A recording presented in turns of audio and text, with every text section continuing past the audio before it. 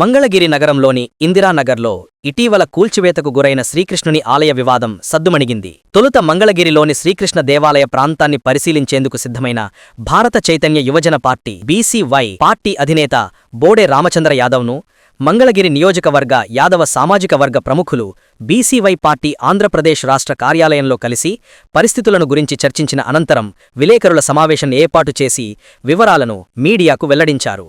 మంగళగిరి ఇందిరానగర్లో శ్రీకృష్ణ మందిరం వద్ద నిన్న జరిగినటువంటి పత్రికా సమావేశంలో మాట్లాడిన మాటల్లో జరిగినటువంటి మిస్కమ్యూనికేషన్ని పెద్దలు రామచంద్ర యాదవ్ గారు అర్థం చేసుకున్నారు. మరి నియోజకవర్గంలోని యాదవులందరూ కూడాను ఒక్కటై ఏ పార్టీలో ఉన్నప్పటికీ కుల ప్రయోజనాలను ఎవరైతే నెరవేరుస్తారో మరి వారికి మేమందరం కూడాను మద్దతుగా ఉంటామని, రాబోయే కాలంలో యాదవులందరూ కూడా ఐక్యతగా ఉండి మరి నియోజకవర్గంలో మరి మాకు కావలసినటువంటి రావాల్సినటువంటి ప్రయోజనాలను కాపాడుకుంటామని ఈ సందర్భంగా మీ మీడియా ప్రజలందరికీ తెలియజేస్తున్నాము. జై యాదవ్, జై జై యాదవ్. నిన్న జరిగినటువంటి ఇంద్రనగర్లో యాదవ శ్రీకృష్ణుడి గుడి దగ్గర జరిగినటువంటి సమావేశంలో బోడే రామచంద్ర యాదవ్ గారిని అడ్డుకుంటామని ఒక దురదృష్టకరమైన మాట చెప్పడం జరిగినది. దాని నిమిత్తం ఇవాళ బోడే రామచంద్ర యాదవ్ గారిని కలవడం జరిగిన తర్వాత అసలు ఆ శ్రీకృష్ణుడి గుడి గురించి వివరంగా చెప్పిన తర్వాత సార్ కూడా వెంటనే రెస్పాండ్ అయ్యి భవిష్యత్తులో ఇలాంటి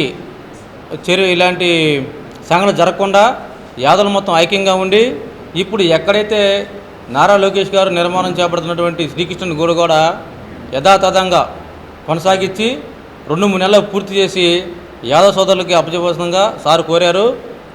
మేము కూడా దానికి వెంటనే స్పందించి మా యొక్క కృషి మేము చేసి ఆ నిర్మాణాన్ని పూర్తి చెప్పడం జరిగినది. మరొకసారి మీడియా సమావేశంగా నిన్న జరిగినటువంటి బోడే రామచంద్ర పర్యటన రద్దు అనడం కూడా మేము దురదృష్టంగా భావిస్తున్నాం.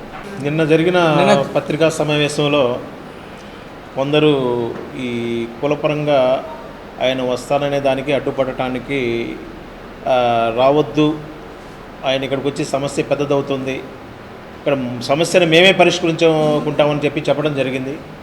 ఆ విషయంగా కొంత మిస్కమ్యూనికేషన్ వల్ల వార్తలు కూడాను కొంచెం వేరే రకంగా వెళ్ళినాయి. ఆ విషయంలో ఆయన గారు బాధపడ్డారు. ఆయన గారి నుంచి మాకు పిలుపు వచ్చింది, మేము వెళ్ళి వారిని కలిస్తే జరిగిన సంఘటనలు మరి సరైనవి కాదు, దురదృష్టకరం అని చెప్పేసి అందరం కూడా మేము మాట్లాడుకోవడం జరిగింది. ఏదైనా కుల ప్రయోజనాల కోసం చేస్తున్నటువంటి కార్యక్రమాలు అందరిగా ఒక్కటిగా ఉంటూ ముందుకు వెళ్ళాలని చెప్పేసి అనుకోవడం జరిగింది. కాబట్టి ఈ జరిగిన వాటికి చిన్న వివరణ మీకు ఇవ్వడం కోసం ఈ ఏర్పాటు చేయడం జరిగింది. మరి ఆయనైనా ఎవరైనా మరి మాకు మేలు చేసే విధానాలని, మా పిల్లల యొక్క భవిష్యత్తుని చక్కగా ఒక మార్గనిర్దేశం చేసేటువంటి నాయకుల్ని మేము సపోర్ట్ చేస్తామని చెప్పేసి కూడాను వారికి తెలియజేస్తాం. వారు కూడాను వారి పూర్తి మద్దతును సహకారాన్ని అందిస్తామని చెప్పి వారు చెప్పడం జరిగింది. ఆ విషయాన్ని మీ ముందు చెప్దామని చెప్పేసి ఇక్కడ చిన్న సమావేశం ఏర్పాటు చేశాం. విజిట్ చేస్తాం మాట్లాడుతూ ఉన్నారు కదా, ఆ వార్త ఆయన దగ్గరికి వెళ్ళినప్పుడు నియోజకవర్గ నాయకులను కన్సల్ట్ చేయకుండా ఆయన స్టేట్మెంట్ ఇచ్చారు, పర్యాటక వస్తున్నాం చేస్తున్నాం అని చెప్పి మిమ్మల్ని ఎవరిని పిలవకుండానే. అలాగా బోడే రామచంద్ర యాదవ్ గారికి వెళ్ళిన మెసేజే తప్పుడు మెసేజ్ వెళ్ళడం వల్ల సారు చెప్పడం కోసం రావడం జరిగింది. సారు చెప్పిన తర్వాత మీరు నిన్నే నా దగ్గరికి వచ్చినట్టు ఈ విషయం చెప్పినట్టయితే కనుక నిన్నే సానుకు స్పందించి అసలు రాకుండానే చెప్పేవాడిని. కానీ కమ్యూనికేషన్ గ్యాప్ వల్ల సారు కూడా కమ్యూనికేషన్ గ్యాప్ అంటున్నారు కదా, వార్త వచ్చినప్పుడు ఇప్పుడు యాదవ్ కమ్యూనిటీ పరంగా ఆయన అందరూ కలిసినట్టు పిలుస్తున్నారు కదా, అలాంటప్పుడు ఒక వార్త వచ్చినప్పుడు ఫస్ట్ మిమ్మల్ని ఏ వార్తకి కన్సల్ట్ చేయకుండా డైరెక్ట్ స్టేట్మెంట్ ఎలా ఇచ్చారు? అదే తప్పుడు కమ్యూనికేషన్ సార్ నుంచి వెళ్ళింది సార్. కోర్టులో ఉన్నటువంటి ప్రజా వాద్యాన్ని చంద్రబాబు నాయుడు గారు ఇవాళ ప్రెస్ మీట్ పెడుతున్నారు. తప్పుడు కమ్యూనికేషన్ మొన్న ఇచ్చే స్టేట్మెంట్ మధ్యలో ఒక రోజు గ్యాప్ ఉంది. నిన్న ఇచ్చారు నిన్న వచ్చింది. గ్యాప్ ఉన్నప్పుడు మిమ్మల్ని ఎవరిని కన్సల్ట్ చేయకుండా, నియోజకవర్గం ఎవరిని కన్సల్ట్ చేయకుండా స్టేట్మెంట్ ఎలా ఇచ్చారు? దానికోసం అడిగితేనే సార్కి యాదవులందరూ ఐక్యంగా ఉండండి రండి. కానీ- ఏం లేదండి, వాళ్ళ వాస్తవం ఏంటంటే యాదవులందరూ ఒక్కటిగానే ఉన్నారు. పార్టీల పరంగా కొద్దిగా ఎవరి ప్రయత్నాలను వాళ్ళు చేసుకుంటూ ముందుకు సాగుతున్నారు. ఇక్కడ నిన్న జరిగిన దాంట్లో ఏంటంటే రామచంద్ర యాదవ్ గారిని అడ్డుకుంటాం అనే మాట సబమైనది కాదు. ఎందుకంటే ఎవరైనా ఎక్కడికైనా వెళ్ళి వచ్చే అవకాశం ఈ ప్రజాస్వామ్య దేశంలో ఉంది. ఆ హక్కు ప్రతి ఒక్కరికి ఉంటుంది. కాకపోతే ఏంటంటే ఆయన రావటం వల్ల కొంచెం ఉద్వేగాలు పెరుగుతాయి, లేనిపోని గొడవలు అవుతాయనే ఒక కారణంతో కొంతమంది దాన్ని పర్సనల్గా మాట్లాడకుండా మీడియా ముఖంగా మాట్లాడారు. అది మరి స్టేట్లో ఉన్న న్యూస్ ఛానల్స్ ద్వారా ఆయనకి కొంచెం చెడు పేరు తెచ్చే విధంగా వెళ్ళిందని చెప్పి ఆయన కూడా బాధపడ్డారు. అయితే మేమేం చెప్తున్నామంటే ఇవాళ ఏదైతే జరిగిందో ఆ జరిగిన దాంట్లో ఒకళ్ళిద్దరిది తప్పుడు ఉండొచ్చు. దాని గురించి మేమైతే వాస్తవంగా ఏంటంటే విషయం అయితే అది కాదు. మనకి నారా లోకేష్ గారు హామీ ఇచ్చారు, మంగళగిరి నియోజకవర్గంలో మీకు చక్కటి కమ్యూనిటీ హాల్ యాదవ్ భవన్ కట్టిస్తానని చెప్పేసి గత సంవత్సరం నుంచి కూడా మాకు అనేక దఫాలుగా మమ్మల్ని పిలిచారు. మన అరుణ్ గారితో, సాంబశివరావు గారితో కూడా మేము మాట్లాడటం కూడా జరిగింది. వారు కూడా స్థలాలను మనం అన్వేషిస్తున్నారు. రాజధానిలో 5 ఎకరాల స్థలం కూడా ఇవ్వడానికి మొన్న మన పల్లా శ్రీనివాస్ గారు రాష్ట్ర అధ్యక్షులు వచ్చారు. మరి మా వన సమారాధన కార్యక్రమంలో వాళ్ళు హామీ ఇచ్చారు. అలాగే నియోజకవర్గంలో యాదవ కమ్యూనిటీ హాల్ కట్టడం కోసం కూడా సరైన స్థలం కోసం చూస్తున్నారు. ఆ చూసే క్రమంలో ఈలోపు అది కోర్టుకు వెళ్ళిన విషయము, మరి ఇది కోర్టు ఆర్డర్ డిమాలిష్ చేయడం అని చెప్పి ఆర్డర్ రావడం విషయం మీ అందరికీ తెలిసిన విషయమే. ఆర్డర్ వేసినప్పుడు కూడాను ఈ అంశం సున్నితమైంది కాబట్టి ఆ విగ్రహాన్ని పడగొట్టకుండా కేవలం అక్కడ ఉన్నటువంటి పిల్లర్స్, ఫెన్సింగ్ మాత్రమే తీసివేసి కోర్టులో ప్రజెంట్ చేశారు. ఆ క్రమంలో మరి రామచంద్ర యాదవ్ గారు కూడా వస్తే బాగుంటుందని కొంతమంది అనుకున్నారు. కానీ రావటం వల్ల ఇంకా సమస్య పెరుగుతుంది. ప్రస్తుతం మనం ఈ సమస్యను మనమే పరిష్కరించగలమని మాకు మేముగా భావించుకున్నాం. మరి భావించుకొని ఇక్కడ పరిష్కరించుకోగలిగే పరిస్థితులు కూడా ఉన్నాయి. మరి లోకేష్ గారు కూడా దానికి సానుకూలంగా స్పందిస్తున్నారు. మా యాదవుల పట్ల వాళ్ళు చాలా ఒక మంచి దృక్పథంతో మీరందరూ కూడా మాకు సహకరించారు కాబట్టి మీ కులానికి మేము ప్రయోజనం చేకూర్చే విధానం కూడా ఉంటుందని వారు చెప్పడం జరిగింది.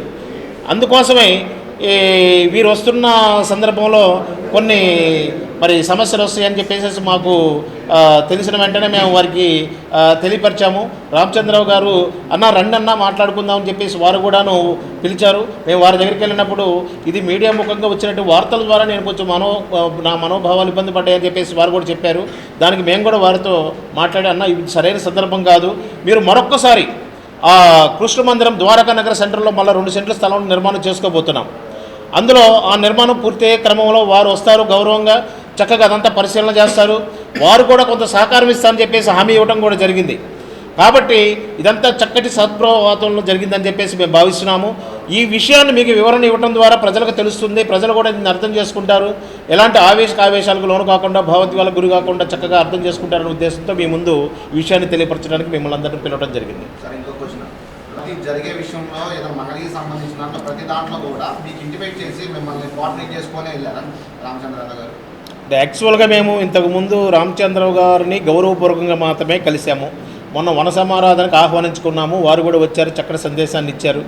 అలాగే ఈ విషయము నిన్నగాక మొన్న మాత్రమే బయటకు వచ్చింది. ఏ విషయము, గుడి దగ్గర ఇట్లా డిమాలిష్ చేసే క్రమంలో అందరూ కూడా అక్కడికి వెళ్ళడం, దీనికి సమస్యకి పరిష్కారం ఏంటని చెప్పేసి మళ్ళీ మన లోకేష్ గారికి వాళ్ళతో మాట్లాడటం, వాళ్ళు ఏదో మనకు చక్కటి సూచన చేయటం. ఈ క్రమంలో ఏంటంటే మన పెద్ద ఆయన రామచంద్ర యాదవ్ గారు రావడం వల్ల ఇష్యూ అవుతుందని మాత్రమే కొంతమంది కొద్దిగా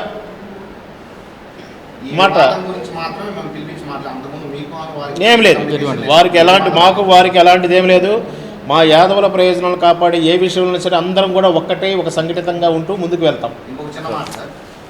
ఫస్ట్ మాకు కుటుంబం ముఖ్యం, కులం ముఖ్యం, నెక్స్ట్ పార్టీ అయినా ఇంకోటైనా చెప్పదలిసింది అందరి సమాధానం నేను ఒక్కడినే చెప్పాను.